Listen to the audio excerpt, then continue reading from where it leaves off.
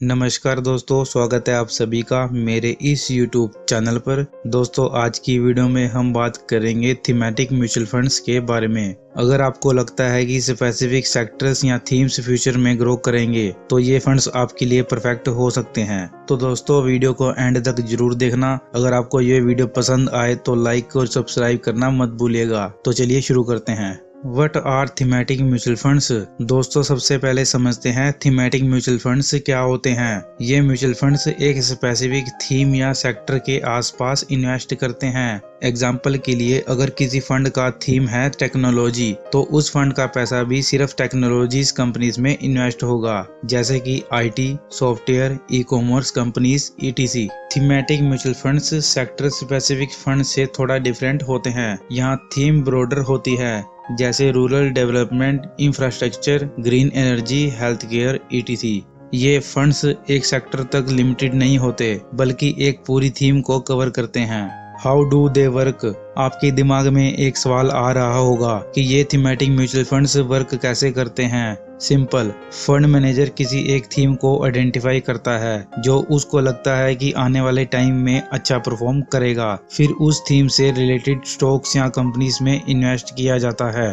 For example, अगर आपको लगता है कि हेल्थ केयर सेक्टर ग्रो करेगा तो आप health care based thematic fund में इन्वेस्ट कर सकते हैं। इस फंड के अंडर हॉस्पिटल्स, फार्मास कंपनीज, डायग्नोस्टिक कंपनीज और रिलेटेड सर्विस के स्टॉक्स में इन्वेस्ट किया जाता है।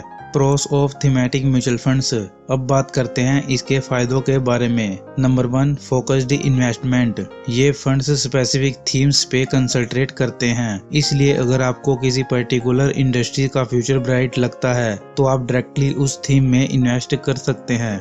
Number 2, high growth potential. अगर आपका थीम सक्सेसफुल होता है तो रिटर्न्स भी काफी ज्यादा हो सकते हैं। फॉर एग्जाम्पल, आजकल ग्रीन एनर्जी और टेक्नोलॉजी थीम्स काफी ट्रेंड में हैं। Number 3, diversification with in theme. आपको एक ही सेक्टर या थीम के अंदर डाइवर्सिफिकेशन मिलता है। अगर आप एक पर्टिकुलर सेक्टर पे बुलिश हैं तो आप थीमेटिक फंड के थ्रू उसमें मल्टीपल कंपनीज में इन्वेस्ट कर सकते हैं। Cons of thematic mutual funds. लेकिन दोस्तों, हर इन्वेस्टमेंट में कुछ रिस्क फैक्टर भी होते हैं, तो चलिए अब इनके रिस्क के बारे में बात करते हैं। Number 1, high risk.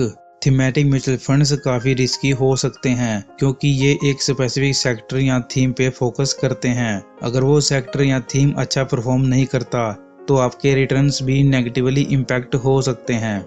Number 2, market timing required.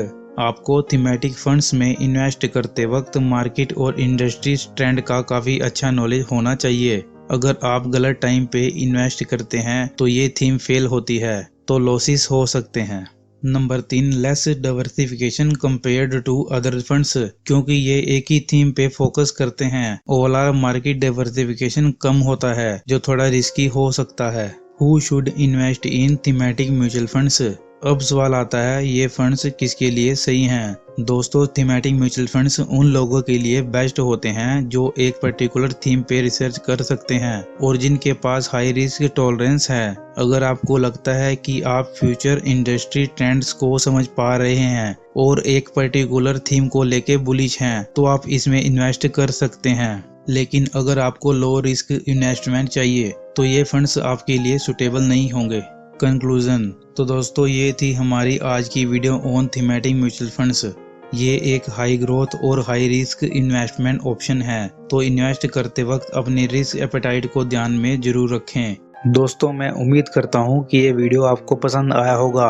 अगर आप इसी तरह अच्छे म्यूचुअल फंड्स की वीडियोस देखना चाहते हैं तो अभी हमारे इस चैनल को सब्सक्राइब कर लीजिए और साथ वाले बेल आइकन को दबाना मत भूलिएगा, ताकि लेटेस्ट म्यूचुअल फंड्स की वीडियो की नोटिफिकेशन आपको टाइम पर मिलती रहे। Thank you.